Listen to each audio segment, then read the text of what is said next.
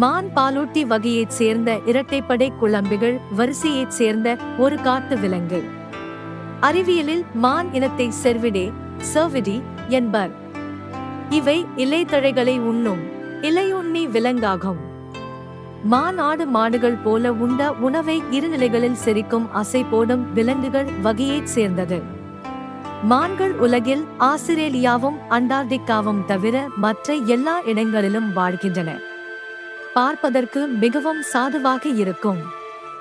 மான்களில் புள்ளிமான், சருகுமான், சம்பார் மான் என நிறைய வகைகள் உள்ளன. கனடாவிலும் சைபீரியா முதலிய வடநிலப் பகுதிகளிலும் வாழும் மூசு அல்லது எல்க் என்னும் காட்டுமான் தான் உலகிலேயே மிகப்பெரிய மான் இனம் ஆகும். இவற்றில் ஆண் மூசு 2 மீட்டர் உயரமும் 540-720 கிலோகிராம், 1 200-600 பவுண்டு எடையும் உள்ள மிகப்பெரிய விலங்காகும். மான்களில் பொதுவாக ஆண் மான்கள் மட்டுமே அழகான கொம்புகளை கொண்டிருக்கும்.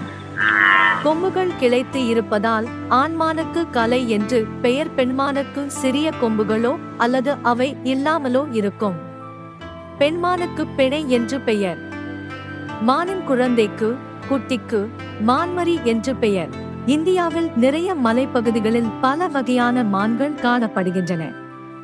மான்கள் அழிந்து வரும் இனமாக வகைப்படுத்தப்பட்டு அவற்றை வேட்டையாடுவதை இந்திய அரசு தடை செய்துள்ளது. உணவு தொகு மான்கள் இலை தழைகளையே முதன்மை உணவாக கொள்கின்றன. இவற்றின் வயிறு சிறிதாகவும் மற்ற ஆசை போடும் விலங்குகளைப் போல சிறப்பமைப்புகளை பெறாமலும் உள்ளது. மேலும் இவற்றுக்கு ஊட்டச்சத்துக்கள் அதிகம் தேவைப்படுகிறது. எனவே மாடு, செம்மறி, ஆடு போன்ற விலங்குகள் உண்பதைப் போல சத்து குறைவான நார் சத்து நிறைந்த உணவை இவை தின்பதில்லை. சத்து நிறைந்த துளிர்கள், புற்கள், பழங்கள் போன்றவற்றை உண்கின்றன. இவற்றின் கொம்பு வளர்ச்சிக்கு கால்சியமும் பாசுபேட்டும் மிகவும் தேவையாக இருக்கிறது. இனப்பெருக்கம் தொகு மான்களில் குட்டிகளை தாய் மானே வளர்க்கிறது. மானின் சினைக்காலம் 10 மாதங்கள். மான்கள் ஆகஸ்ட் முதல் டிசம்பர் வரையில் இணை சேர்கின்றன. 1 அல்லது 2 குட்டிகள் ஈனும். அரிதாக 3 குட்டிகளும் ஈனுவது உண்டு. மான் குட்டி பிறந்த 20 நிமிடங்களிலேயே நிற்க முடிகிறது. மேலும் 1 வாரம் குட்டிகள் புற்களுக்குள் மறைந்து வாழும். பின்னர் தாயுடன் நடக்கத் தொடங்கும். குட்டிகள் தாயுடன் ஓராண்டு வரை வாழும். ஆண் குட்டிகள் அதன் பின் தன் தாயை மீண்டும் சந்திப்பதில்லை. ஆனால் பெண் குட்டிகள் வளர்ந்து தங்கள் குட்டிகளுடன் வந்து கூட்டமாக வாழக்கூடும். நீர்மானை தவிர மற்ற மானினங்கள் அனைத்திலும் ஆண் மான்களுக்கு கொம்புகள் உண்டு. பெண் மான்களுக்கு பொதுவாக கொம்புகள் இல்லை எனினும் சில இனங்களில் சிறிய கொம்புகள் உள்ளன. கலை ஆண்மான் கொம்பு அதன் சமூக மதிப்பு நிலையை காட்டுகிறது. எடுத்துக்காட்டாக பெரிய கொம்புகளை உடைய மான்கள் அதன் கூட்டத்தில் உயர்ந்த நிலையில் இருக்கிறது. மேலும் அதன் கொம்புகள் விழுவதும் தள்ள போகிறது. கொம்புகள் மானின் மரபணு தரத்தையும் காட்டுகின்றன. பெரிய கொம்புகளை உடைய கலைகளின் நோய் எதிர்ப்பு திறனும் 2 தன் இனத்தை பெருக்கும் திறனும் 3 மிகுதியாக இருக்கும்.